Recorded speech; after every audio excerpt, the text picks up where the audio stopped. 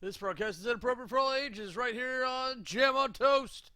This is the Watch Spot. I am Kamurai, here to talk about TV shows and things and stuff that I've been seeing and watching and blah. Because we all know I'm exercising how much you can get out of Hulu, essentially. Really. CBS, I know I got Netflix recently, but I've not taken the time. There's too many things I'm trying to work through, and then Game of Thrones coming at the end of the month. Oh, talking about it first instead of last.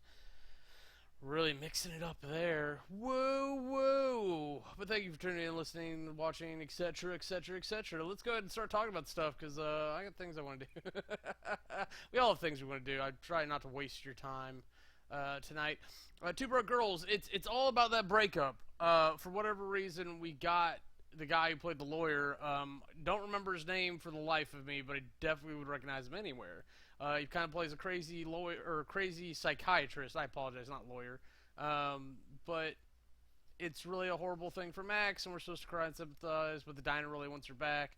So we needed something tragic to offset this stretch of goodness that we're seeing in the show, because they can't survive with it.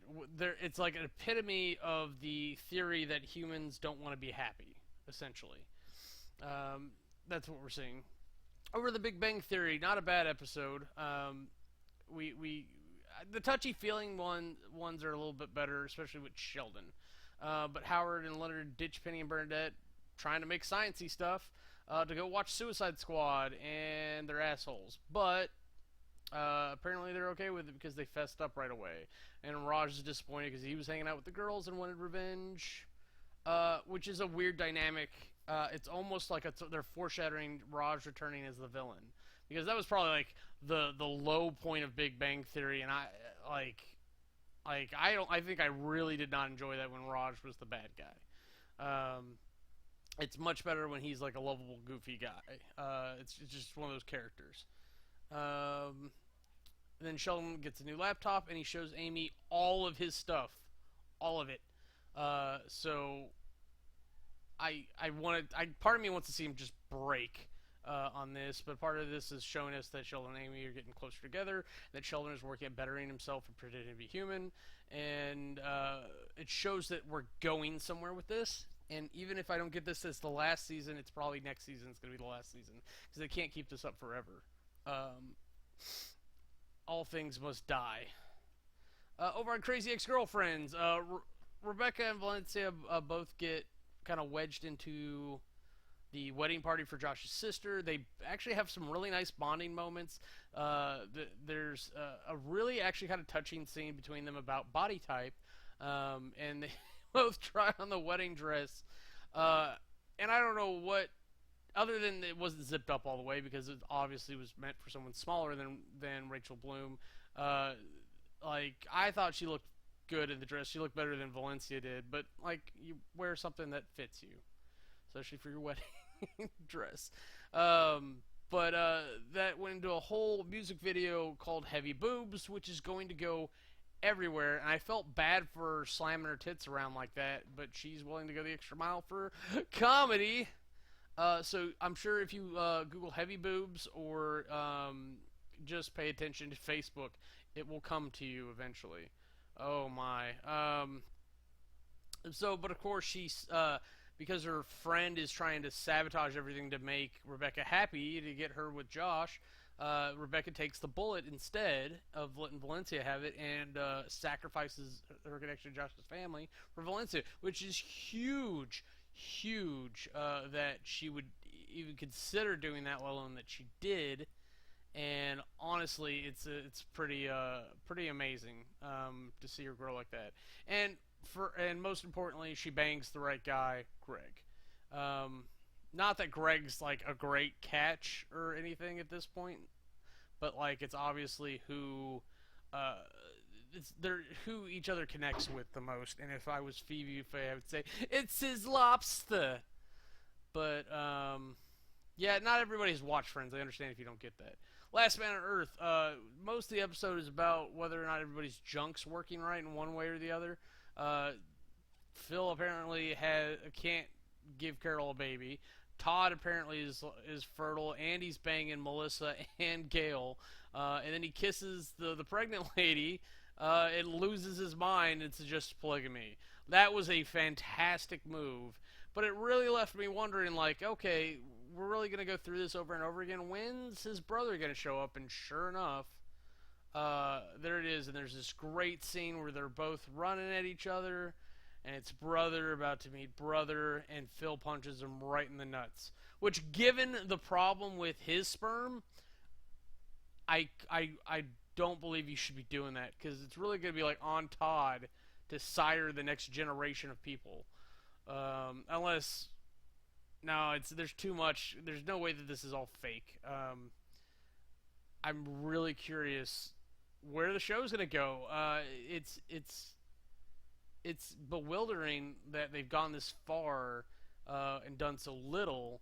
But it's a show about surviving and the personalities. It's not so much about like actively doing something. It's about, hey, look at these funny idiots. Like, if you're gonna pick like the worst people to survive, other than like Klansmen, you go this route and you get something slightly comedic.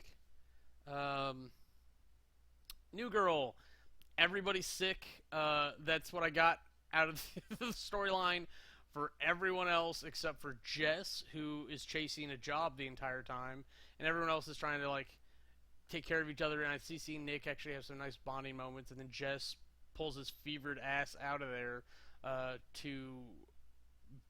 so that she and her ex, who her soon-to-be boss is currently dating, can all hash things out. And then it's just a social catastrophe at the end of the episode. But the important thing is that Jess has a new job at this wacky place that honestly is too weird for even Jess. So I want to see what they're going to do with that place and how long they're going to do it, because we are like mid-season. There's only a few episodes left, and is that really where she's going to end up? I was happy with her at the public school. Like, in theory, like, this is all leading to somewhere where she leaves the guys or whatever, but it's New York, so I don't know. Like, I really don't know what the end game of this is, because the show looks like a slice of life from, like, the middle of a story, not like a beginning, middle, end. Like, we're nowhere near a happily ever after as far as I can tell, especially if we're like following a Friends model. But they're likely to make up their own model, so I could see it happening, because Jess came from a happily ever after. If you think about it, she started at the white picket fence and the caring boyfriend, and then he's apparently a cheating douche. So she went into the big city reality. Sorry, folks. Cooper Bird's Guide to Surviving Life came back. I was excited to see this, just to see kind of what they threw at us. Again, the guys are amazingly drab in this show. Cooper's not an interesting character. He's the funny, charismatic one, but he's like obvious and definitely not an underdog. It's really hard to relate to him or watch him struggle up, because he's not. He kind of has everything handled one way or the other, and then he's pulling these other guys along and carrying them, which makes them boring because they're not actively doing much. Now, that's not all the time, but in this episode, that's for sure. So, of course, the girl from down the hall or whatever comes in and spices everything up. His crazy ex-girlfriend shows up, and he becomes a crazy ex-boyfriend in response, because tit for tat. Tat your tits, I guess, is the lesson there. I'm not sure. I wouldn't put that in a nursery rhyme, but that might be it. But I did really like that Neil was kind of like cyber-stalking his ex. And of course, crazy girlfriend latches onto him because he's feeling lonely and desperate. Because that's what you do when you're evil. But in fairness, good for Neil, I guess. He's an okay guy. But I really wanted to see Muscle Girl come back, and it put that beat in my heart for it, because at the end of the episode, he's trying to get the scrawny chick to carry him, like the big girl used to do. Oh my god, I want them back together so bad. It was such a cute couple, and I really want her as a character because she was too. It was too good of a character for a one-note joke. Crazy Ex-Girlfriend, dime a dozen. Unless you do something really special with her, go ahead and get rid of her after an episode or two. Bring back Muscle Girl. I liked her. She seemed nice too, actually. Like for the briefest moments, like she was actually a better person than everyone else we were dealing with. Over Brooklyn Nine-Nine, they're so crazy. So the premise is that Rosa's engaged to Pimento because they had an 8-second conversation. Because they're both nuts. Terry's losing his mind. Terry's gonna go grow hair and lose it because of these guys. So Jake's trying to help Terry like Pimento for whatever reason. They have a bachelor party of some fashion, and Pimento goes off the rails. But I think he ends up being right. I can't remember because that was not the important thing. And let's be honest, Brooklyn Nine-Nine is not noted for substance. It's a lot of funny jokes that you're enjoying at the time. And I'd say this one's full of them, but I don't really remember what most of them were. The bachelorette party thing was funnier because Rosa was like, "You'll each get a chance. We'll do 3 parties, and the best one wins." And I think Charles won because she got to destroy shit. I don't remember, but I think like if you put all 3 together, you get like the best bachelorette party. That was the lesson: is that there's no one right answer. It's lots of right answers, and you've got to explore life. I think they ended up toning down the we're gonna get married nonsense because it's Brooklyn Nine-Nine. I don't know what they would do for an extended story arc like that. Life in Pieces. I don't understand sports ball anymore. Like I barely understood it back in the day. But Dad wears like a prom dress, like a Cinderella princess dress, for a basketball game, and then he refuses to take it off while his team's not out of the running for March Madness or whatever it is. So fuck that. Their kid has prom. Mom gives him condoms and embarrasses the shit out of him. Colin Hanks invents Crytoons, which is actually a kind of a weirdly ingenious invention, but you should know when your kid's crying. That's why they do it. I get that it's annoying, but so why would you really want it to be soothing jazz music? I get that you're tired and you hate it that it happens, but it is what it is, and it doesn't do us any good to change it. And then the big family kind of has like this moment where they bribe their kid with the tablet and they take it back and try to reward her with the dinner. It's really weird. Like it's some kind of rule showing about like good parenting. And it doesn't really fit in the show, I don't think, because the whole point is that it's a wacky, weird family. And I think, oh, that's right, he was going to propose, but then all this other shit started happening, so he's like, fuck it, I don't even know if I should do it now. He was that demoralized. And so they go to the other room, and then he does it in private because that's really how you should determine your life, is on your fucking own and not dealing with the family nonsense. And then there was something else. I don't know. Oh, they came out and like grandma's or great Grammy's making out with some young kid or something. I don't know. Something weird. Or something that's supposed to be weird like that. You do what you want. Over the Real Neals. This was actually an interesting episode because Kenny was more prepared for the wilderness on the man trip than the other two. And so it's like this nice juxtaposition of what's expected out of a gay versus a straight guy. And the fact is he's just smart. He was prepared.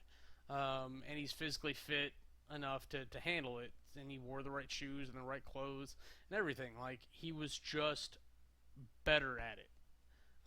It's not necessarily manly to do any of that shit.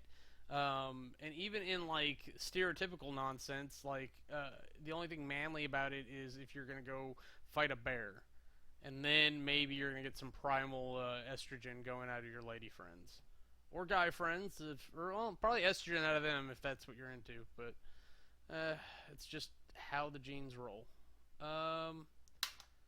Let's see. Oh yeah, and mom and daughter actually had a cute moment, even though they're kind of irritating characters. like there's something like conferment the Catholics do, and like you have to do it. I don't know, whatever. But she made the priest cry, and she was secretly going to a job instead of like these classes that she has to take. So I was kind of impressed with her all over again because she seems like smart in all the wrong ways. So it'd be interesting to see her have her own show. That I would love to see this happen, and it won't ever happen. But to see like two or three siblings all have their own shows like at the same time, and then just parallel into each other all the time, that would be amazing. But they won't do it because how they create TV shows. Because they wanted to be able to do it on the fly and adapt, and it's not what I want. I want you to write the whole damn thing, and then produce it and drag it out as long as it needs to and stop. Ugh. It's not. It's okay. It's okay to end your story. If you're writing a short story or a movie or a play or a book, it's okay for it to end. You don't have to leave it open-ended. You don't have to do any of that. Just write a single story arc, and if there's room to continue, great. If not, write a new one. Bob's Burgers. So I apparently missed an episode last week. I don't know how that happened, but the first one, kids rob, like, they're so excited for Bounce House because it's Bounce House, and like, fucking whatever. Like, the point is that there was one Bounce House and the rich kid had it, so they robbed her and put it on the lake, which I thought was interesting, especially since the lake's like 2 feet deep. Well, I guess they're kids, so like 3. They were awesome. It's this really interesting message about like rich and influence, and like the simple things being the good things. I really kind of enjoyed that episode. And then on the opposite end of it, Bob's afraid of a pigeon, and then like he has to end up taking a bath with it, so he gets over his fear of pigeons. And again, I think it's like it's learning to let things go and enjoying what there is to have in life instead of letting it hold you back. So it's really well written, and I know there's a comic. But I don't know if there's any correlation between the comic and the show. I can find that out. It'll probably ruin the show for me, so maybe I won't. Oh yeah, I did watch the season finale of Walking Dead. Let me finish Bob's Burger, and I'll talk about that real quick. Jesus. Okay, so the next episode, the parents compete like a couple idiots, and the kids are on this wonderful search for a two-butted goat because they have the day off from school, and this is what they were going to go to the park, and they heard something under the pier, and they went on the adventure. It makes me nostalgic for like my childhood because it's kind of shit like we'd roam around the neighborhood and do. It's like, oh, I heard there's a dog over here that looks like this or whatever, and we'd go on an adventure to go find the dog and which house it was or whatever. So like it really good, and it had this a nice message on both ends of enjoying the journey and not necessarily the result. But the result, if you make it so, can be amazing. Like again, really good writers for Bob's Burgers. Real quick, Walking Dead, because it's a bad show. It's a bad show compared to what it could be. I still have troubles with it being an independent show, but being based off the comic, which is amazing, I have a lot of problems with the show itself, and it's fine. After like not watching this season or the last season, I ended up seeing the season finale of this one, and it's great to see the comedian show up. Negan, I think is his name, in this. But so many weird tactical problems, so many issues with just mental state and everything going on, and how they got to that point. And then with Negan's Law, which I think is a joke that they're going to make, and how he wants things to run, it's like, how big can you be and still sustain yourself? You can only pirate what's productive. So unless they've got a farmlands going, I don't know what they can do with it. Well, that's interesting. We dropped off of Fire Talk, so we're going to go back live. I told you what I wanted the episode to be. Don't tweet that. Don't tweet that. Um, so I wasn't impressed, but it was interesting to see that, and it was more interesting to watch someone who's really into the show watch it because they really got into it. And I followed along for the most part, but it's like eventually you've got to start commando rating on that place because they're just not going to let you do what you need to do. And it was very obvious from the start. And they should have taken it to them when they were in smaller number, because each time like they get larger numbers. And I think honestly he's moving. They're Rick and the gang are moving closer and closer towards their base camp. So if they'd gone the opposite way, maybe it would have been less trouble. I don't know. But that's Walking Dead. Whatever. Let's see. What's next? Castle. Oh yeah, Beckett signs out Javi's ex from prison to help on a case. She fucking plays him. Oh my god, this is such a beautiful calamity of a thing. Um, and I get it, like, but at the same time, it's like they talked about what the right and wrong decisions were to do in regards to this prisoner and Javi, and then they did it the other way every time. So it's like it's not a surprise that things went south at all.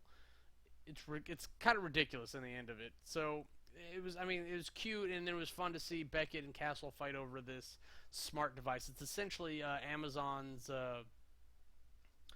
little smart toy that Alexa. That's I think what it's called. It's like, Alexa, what time is it? Alexa, turn down the lights for us. I think he calls his Lucy, and then there's a funny bit about changing its gender, and to Seth Green of all things, and that it's actually smart enough to build emotions based on its gender versus the others, which is actually kind of like bigoty now that I think about it, but whatever. Um, Decent episode, not the best, but it was really there's a lot involved in Javi's story arc. Over on Grimm, there's a monster that sucks age or beauty out of people, and really, it's like some skin doctor was using it to transform people, and that's all I remember. I don't remember anything dealing with Renard. I do remember that Eve did a thing to transform herself into Renard for some reason, and that was really creepy. Well, the only reason I remember it was that we got to see Juliet's face on Renard's body, and no, I didn't want that.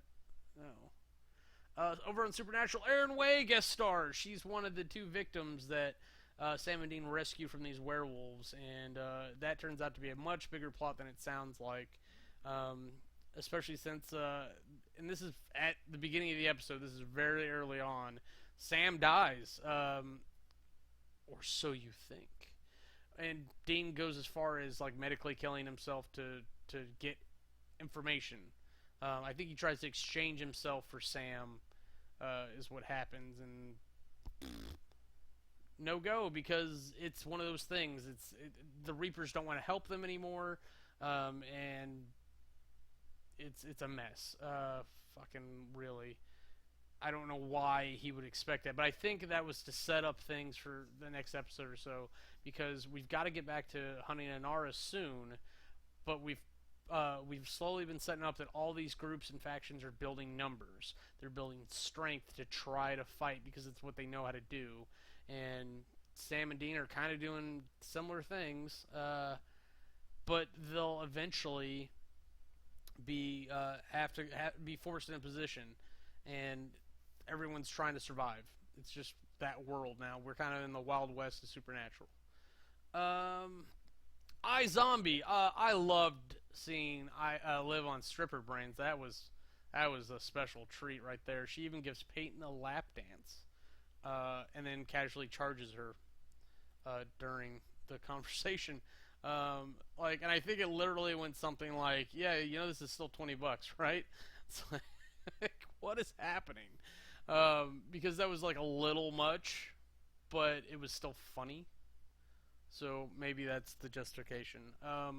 What's really cute is Blaine's having memory problems after he went all mortal concern, and like he's not remembering he was a zombie. All this stuff, like he's having constant memory loss. which I don't know what their explanation for how like zombies retain memories, but it probably has something to do with it. Uh, the theory is that he took the cure because no one can find the damn thing. When he probably has it in a safe and he's just breaking down finally. And of course, the redhead, Max Rager's daughter, is a zombie now because he abandoned her. Like, that was seriously so fucked up. I'm still kind of upset about that. She's running for him, screaming for dad, and he's just like, whatever. Um, because, honestly, I don't know if she would have made it in if he had waited, but obviously the two of them could have killed it if he had just not been a wuss. Um, really, it was lots of bad planning there. He just got too cocky, god complex, if you will. And then Major zombies out when Ravi confronts him, and then I don't know if he sedated him, like Major's been doing, or if he gave him the cure. It's really unclear at this point. I think he sedated him like Major does, and that's kind of like, well, have a taste of your own medicine. But we're going to find out next episode. I can't wait. It's going to be great.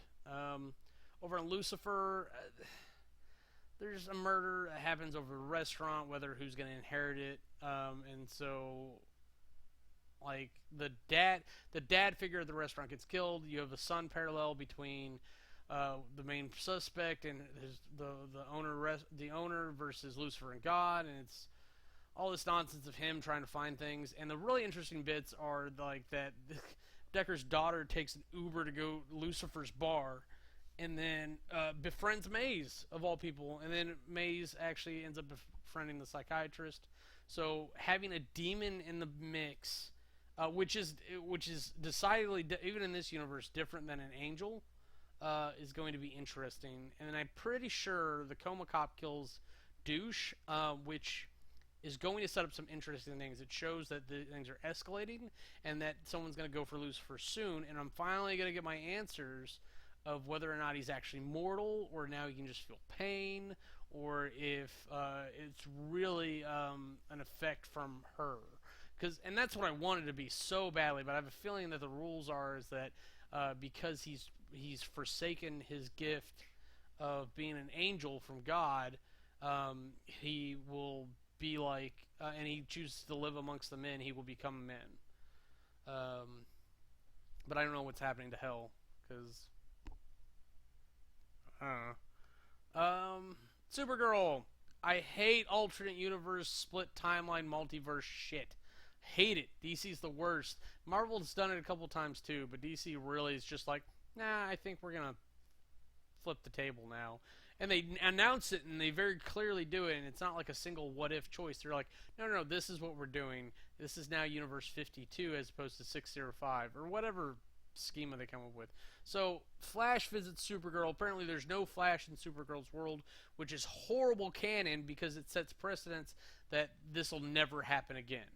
And then Supergirl apparently doesn't exist in Flash's world, so the only way you can explain it out is that you call Supergirl's an alternate universe, and then that Barry is from a different alternate universe than the show, and that the show is a different alternate universe from Supergirl's world where she exists, but they've never met. That is exhausting just talking about it. I hate that sort of thing. Just give us comics on the screen. It's not that hard. Someone already wrote all the stories for you. Just put them on screen. Become a production company and do your job. Oi. And the shows are pretty good as is, but they could be so much better if you just fucking did it right. But Flash visits Sabib or Sadine, or I never for the life of me pronounce that name. Ends up getting like some banshee power. Sorry, I thought I remembered her name, but nope. And then she busts out the Electro bitch. I can't remember her name either. I'm really light on names this evening. I apologize, but and then they go after Supergirl and Cat and Kara Danvers specifically, which is interesting. Um, but a lot of the problems come from uh, bringing her to the DOE when she discovers her powers initially, anyways. But because her powers are magic in nature, the DOE or DO can't hold her. So they don't, and she becomes a problem because we knew that was going to happen. Um, and they somehow pretend that lady is Irish, and there's no way. Oi. So over in the Arrow, the hot bee lady shows up. Brie Larvin, I think, maybe. I could be making it up. It could have been on IMDb. You'll never know. No, it's easy enough to figure out. But she wanted the biochip that Felicity had because apparently she's got something similar. But her situation is that in order to save her life, she has to go through the surgery and it'll sever her spinal cord. Yeah, that's right. That's the whole premise. But she really wrecks in there with these fucking bees, and then the really smart guy that works under Felicity, and I can't remember his name because in my head I call him Brainiac because he gave Felicity the biochip to fix her spine, just like Brainiac gave or ends up. Brainiac technology ends up helping out Barbara Gordon walk again. At least the first time. I don't know if there's other situations going on. But yeah, that's the situation they got to deal with. There's nothing really that sets up for anything else other than Felicity still kind of being a bitch to Oliver. And I'm not saying she's even wrong for it, but it's changed in nature. It's gone from being about the origin of the problem to being about what Felicity wants in her life and all this philosophical nonsense. So it looks like Felicity's off the team, and Oliver's just going to have to get over it. It'll change the show dramatically, but maybe that's what the show needs at this point because there's so little room for the show to go anywhere. Over in DC Legends of Tomorrow, we are obviously setting up for a season finale here soon. This is there's a whole fight with Kronos that leaves Ray and Hawkgirl and Sarah. Abandoned in 1958 for 2 years. 2 years! It's a long time to be somewhere you don't want to be. But of course, and I called it too, I was like, that's Rory. Before he even started talking, Rory's the new bounty hunter because there's enough of a difference there. Immediately when he started firing, I was like, he did something different. Because why would he not want to disintegrate people like he did the first time he was there? So thus the change in ammo. I think the ship's even a little different. And he kidnaps Snart of all people. And he had a really epically evil plan too. I was kind of proud of him. That he was gonna kidnap Snart's sister of all people, who's actually not that bad a person. As far as villains go, anyways. And just kill her over and over, which is an unbelievably great plan. If you wanted someone to really make someone go insane, time travel through space and time and collect their loved ones and just murder them in front of them. It's so elaborate that it's true supervillainy. I could understand so much of that happening. But you would think you would time travel and bring them all back to the same time and do it all at once. But of course, the point is to drag out the torture. I just have this key to you can do it a little bit more efficiently. But the crew comes back and picks them all up, and then they have to save Sarah from Not, whatever it's called, because she was stupid enough to go join the League of Assassins too early. Which is amazing. She got the same name then as she did later, because no, she shouldn't have. Marvel Agents of S.H.I.E.L.D., a new hate group pops up. They have to deal with that. There's lots of personal stuff with Mac. The guy who led the hate group is a former S.H.I.E.L.D. agent. Bobby and Hunter are done. And there was something with Fitz and Simmons. Totally forgot. But yeah, anyway, so the traitorous Shield agent goes over to Hydra, so that he can kill more Inhumans. And he's sitting there talking to him like it's nothing. So we're really gonna have to see where that goes. My bet is that they're gonna unlock him being Inhuman, and so now he has to be the monster that he's hunting. And maybe he'll get a new power and he'll kill as many more as he can find, and that'll be something to stop. That might actually be an interesting story arc. Let's see. Over Once Upon a Time, I got 2 episodes to talk about real quick. I'm kind of over Hades fucking with everybody. Like, it's not entertaining. Like, this is like the 4th or 5th villain that does shit like this, and like blackmailing the blackmailer of all things. It's like, I think we did that already, and it was probably mostly with Pan. And then Pan's back for this. Fuck me. I did not want to deal with Peter Pan again. But everybody's back because anyone they killed or sent off is here. Like, Corell's back. Like, I'm all for like a story arc leaving some people dead and not dealing with it anymore. Seriously. Let's just leave things be. But of course, for whatever reason, they mentioned him a few times, but they never brought him up like officially. Liam Jones, Killian's brother, Captain Hook's brother. They go through the ropes with him, and of course he gets released from the underworld back to heaven or whatever with his men, because that seems to be the theme of the only way you really piss Hades off is to release people from the underworld. But he doesn't seem to mind sending them to hell himself. But he wants as many people in the purgatory that is the underworld for as long as possible. And my bet is that like souls generate some kind of power. Jesus, pig, you're so big and mean. Sorry, that was the sound of cats fighting. But the souls generate power, and he can do things with it. And as we learn in the next episode, he actually built Storybrooke very specifically. It's not something that just happens to mirror the above world naturally. He forced all these details for whatever reason. Well, we learn the reason, but we learn that Zelina comes back and that she's in league with Hades, or at least they were in cahoots at one point.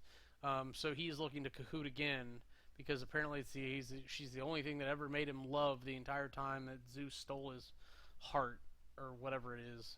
And maybe he's just in love with his brother. I don't know. But Zelina's, of course, trying to get her baby back. I think she came back and, like, actually after it, but, like, in good standing. Then Rumpel portals them in. And then she's chasing her baby because that's what she does at this point. And then she leaves it with them because she can't protect it. But she's trying to protect from Hades, and then once Hades is like, well, you're like the cat's pajamas lady. Like, that's the whole thing. So now that we've got a supervillain team up, plus all the other side storylines that are going on, plus they have the Dark One under their thumb, I don't know where this is going to go. It looks like Hades has most of the cards. So,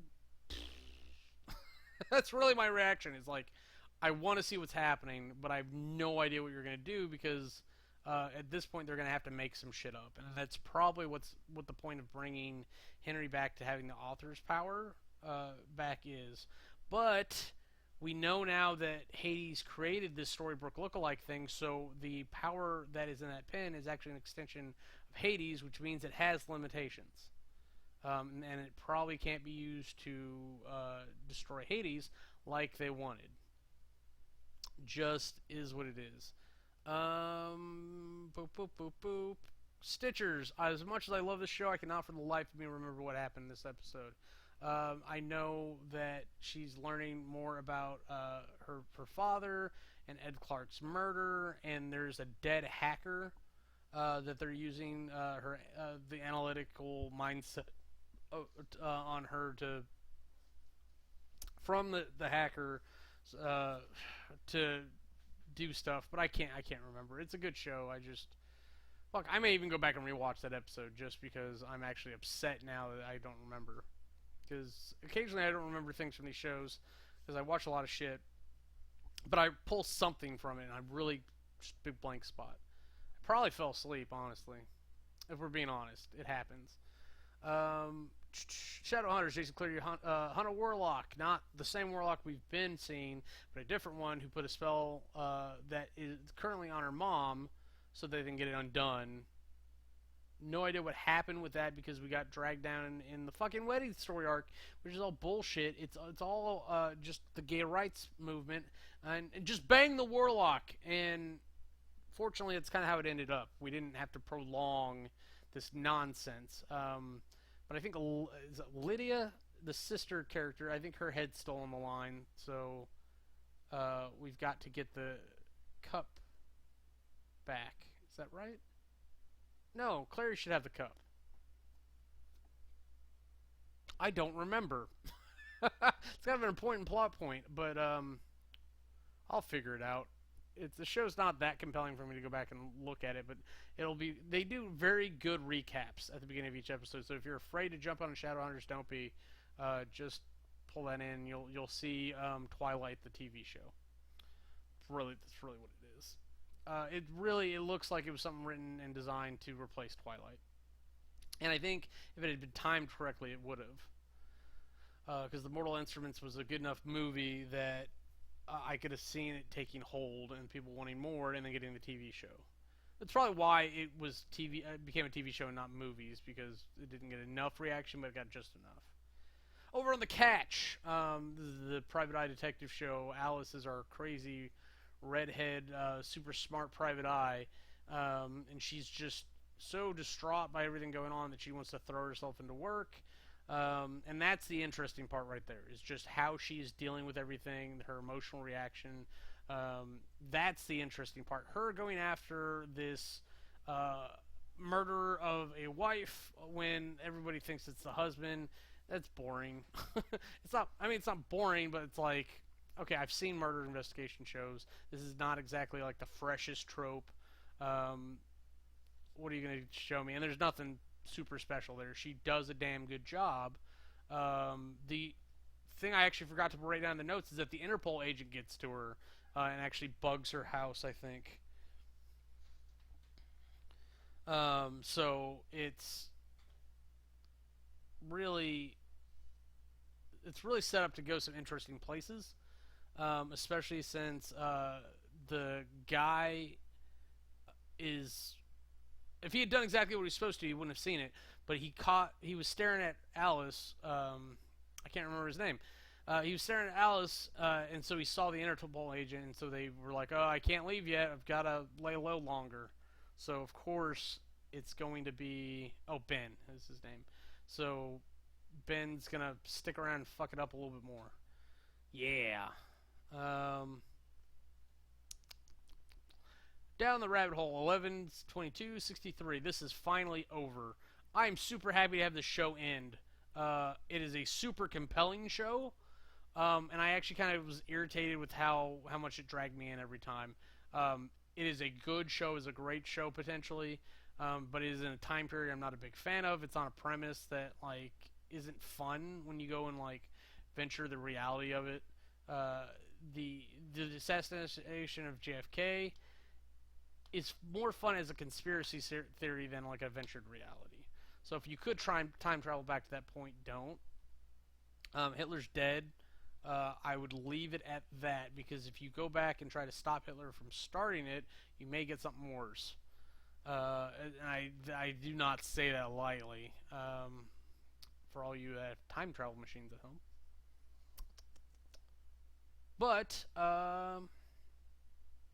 yeah, so since I have 2 episodes to cover, Jake starts to recover from his head injury, and it's so slow. He's on drugs, and like he just wants to lay on the couch and not hurt, because he doesn't remember anything. He's not motivated.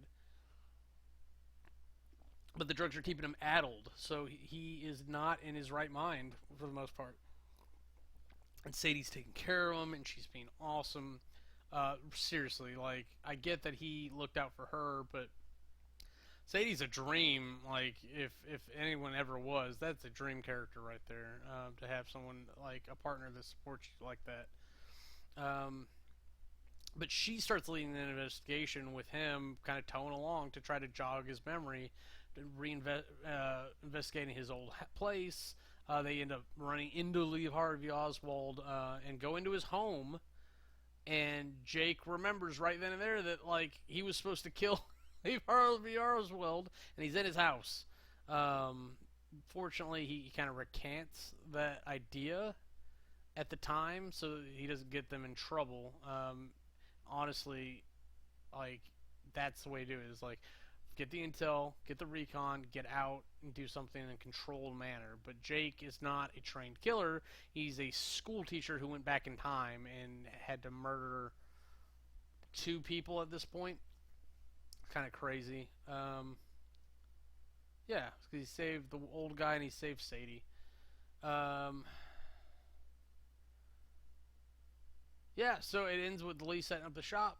So of course the whole next episode is Jake and Sadie trying to get to Lee Harvey Oswald, trying to get to Lee, trying to get to Lee, and like just obstacle after obstacle. The car dies. They steal one. They hotwire it. They go and they find people that Jake knows have information on Lee Harvey Oswald because they testified in his trial in our timeline. Um, oi,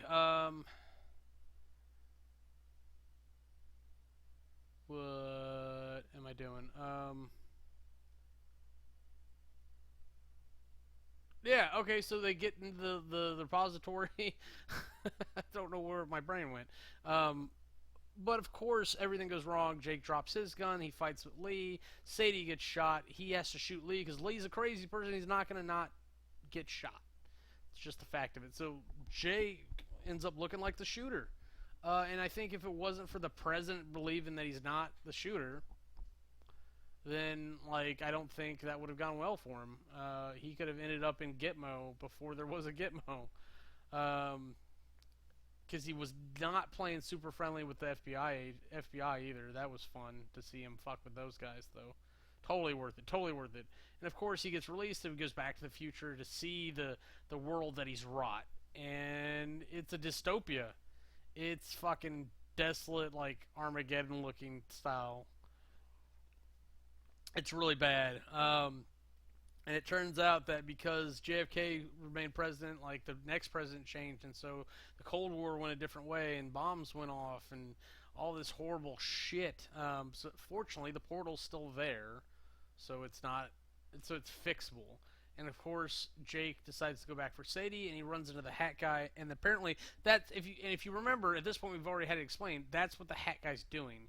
Is he's going back in time over and over and over again, trying to save the people that he loves, and he can't ever seem to do it right. And he warns Jake about it, and Jake takes his advice. And he's smart about it though. So he goes back and it restores the timeline. Because he never stopped the assassination at this point. He'd have to do it all over again. So he goes back and he researches and he sees what happens with everything, and he realizes that like life is fine just the way it is, that he doesn't have to interfere. Yes, a great man was shot, or whatever you want to say, but the things that are important to him all remain safe. I feel bad for the other guy because he really wasted his time, because he never got to the point where he stopped the assassination. But there's some really heartstring tugging moments there, and then like him dancing with Sadie at the end of the show was fantastic. I really hope they end that series. They don't try to continue it for like a second season or whatever. Like a what if, like if he did go back for Sadie, where he loops over and over again, would be interesting. But I don't think the current production team would be doing it. All right, so I've rearranged this list a little bit, so there's a bunch of blanks. Before we get to the catch-up list, the show, unlike any other show, is back this week. Clark and the guy who I can't remember his name, I want to say Jay, are hiding at the Alliance HQ, trying to direct the command of the Alliance, because with Lexa dead, it leaves this gaping hole that they've got to fill, and they want someone who's not going to kill everyone who belongs to Sky Crew, which is really hard to blame them. The worse and worse it's getting with Pike. So what it comes down to is the bitch that was older that had dark blood, almost Lex's age, ends up murdering all the children because why not? Um, because strength makes right in that culture, and because she was the only Nightblood left, and because uh, she is now in charge, so she gets to make the rules. Like no one's gonna fight her on it. Whereas each of the leaders should have been like, none of you, like this kind of thing is not what we want ruling us. But they don't want to die because apparently, like the Nightblood gives you some kind of special power, like slightly super athletic ability at least. Um, so that's the point. And then you need the Nightblood to receive the commander's fire, is what they call it, which is the circuitry that goes into your spine. Um, and yeah, so they end up stealing that and running off to find the coward Nightblood that left Alexa's tribune. So for now, the bitch is gonna lie and say that she has it when she doesn't, and try to command that way. So she has the power of the Alliance to direct after Clark and yeah, whoever the I can't remember her name, the coward Tribune. Um, this is gonna be interesting because it's a whole other thing that's going on alongside everyone trying to escape Arcadia. That's crazy there. Like they actually managed to do a pretty organized escape of everything, and I was impressed. But for whatever reason, like so they got caught up somewhere. So not Luke, is that his name? I want to say Lionel, but I mean that's not it. The original grounder that they met up with, Octavia's boy, ends up sacrificing himself. He offers himself as an execution to try to keep the other prisoners alive. But everyone else gets out, so it's like we just get this really fucking heart-wrenching scene of him getting executed at the end of it, and it's fucked up. But surprisingly, I think everyone else gets out one way or the other. But where are they going to go when the Alliance is trying to kill them if they're outside borders, and then we're trying, or the not we, fuck no we, but Pike's people are trying to kill them. It's really fucked up. Like they have nowhere to go. They have nothing to offer. They are really refugees at this point, and it's like I don't know what to do. It's like you go outside the walls and make a separate camp, and then you just tell the grounders like we're not with them, don't kill us. But they wouldn't care. Let's be honest. But oh my god, such a good show. Like, and we didn't even touch on the AI story arc. Oh man, we could have gone to a lot more different things going on with the camp and everything, but we've really got a war or something coming up here soon, and this show's got to wrap up in the next few episodes. There may be another season coming, but this season's got to wrap up here. I finally caught up on Erased. I watched the last episode. So Satoru accuses Yashiro of whatever, and he tells him that he remembers. And of course, there's a very long evil monologuing there, but he's conditioned himself to keep Satoru alive for so long that even when Satoru tries to throw himself off a building, which is a ballsy stunt, he saves him. But I don't know what happens. Like, he does let him go, and he tries to jump off himself. But apparently, he got played. It's really weird. It's a whole episode that's really just this one conversation. They padded the not the prequel, but the previous they're on, and then there's an extended credit scene with showing all the characters and kind of what they're up to. So it is really interesting. And then I have no idea which lady at the end he meets, but he's super excited about it. But I want to say she was the same one that shows up at the restaurant, so it's obviously a character that we've seen before. And I want to say it's Pizza Girl, but I don't remember Pizza Girl well enough.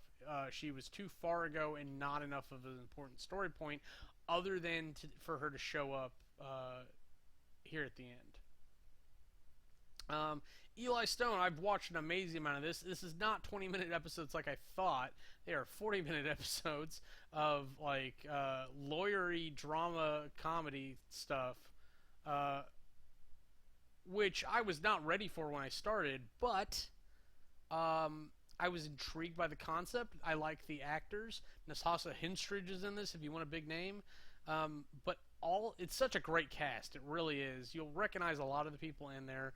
It's very well written. It's well produced. They don't cheap out on things. And like there's music numbers and weird guest appearances like George Michael. They really have a lot of things going for it. I'm surprised I didn't hear more about it when it was on. But it's got a nice A-B story arc structure. So you've got Eli's storyline, and then you've got essentially like the firm storyline, which is basically the characters that are not involved in the story A are in story B doing something, and so it bounces back and forth between about 2 court cases per episode. And I'd like to see somebody split that up one day when they do a lawyer show like this and do not 2 different shows, but do 20-minute episodes where they alternate storylines like that. I think you could get a lot more coverage over the year for that if you did it that way. But of course, he has a brain aneurysm. He's seeing visions that he's being told are from God, directly or indirectly, however you want to see it. It's very interesting to see this situation. Like, oh, what is he going to do? And oh, what's he going to do next? That's crazy. So there's a lot of like intrigue in this show for me. But of course, it's going to bring his ability to do his job into question. He has a disbarment hearing. They really hit all the stops. There's lots of different tropes for mystery investigation stuff without murders happening, which is interesting. They even have George Michael come in for real and hire him. Let's see. Oh yeah, one of the big storylines is trying to get the Golden Gate Bridge closed before this earthquake collapses it. And then he tries to get the aneurysm removed.